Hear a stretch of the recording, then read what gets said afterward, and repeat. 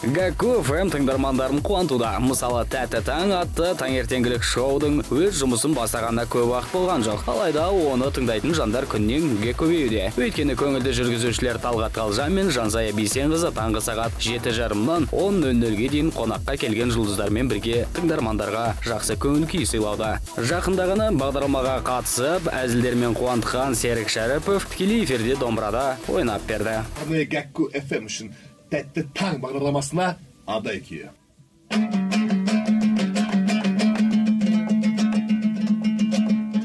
Тәтті таңның ертеңгі қонағы Зируза. Олар сіздердің таңдарыңызды ерекше етіп қызықты тақырыптарды қозғайтын болады. Сонымен қатар әр бейсенбі сайын кешкі сағат 18:00-де арнамыздың бас продюсері Тимур Балымбетовті Гәкку FM-нің тікелей эфирінен тыңдай аласыздар. Ал бүгіннен бастап Тимур мырзаның Если честно атты авторлық жобасын біздің YouTube-тегі Гәкку TV каналынан тамашалауға болады. Ты считаешь, что главой семьи должен быть мужчина и только мужчина, или ты считаешь, что эмансипированная женщина может полностью заменить мужчину, отца, там, добытчика и так далее? Вот такой вопрос.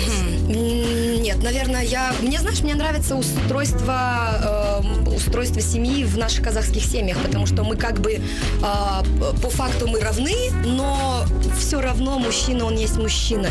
И я очень хочу найти себе такого именно мужчину, за которым я почувствую себя женщиной и которому отдам право, не знаю, вести меня. Быть лидером, да. Айтпақшы, осы бейсенбіде Тимур Балымбетовтың қонағы қазақстандық режиссер Асқар Бейсенбин. Олар маңызды әрі қызықты тақырыптарды қозғап, сіздерді түрлі әзілдермен қуантатын болады. Сондықтан Гәкку FM радиосы әрдайым қосылып алсын.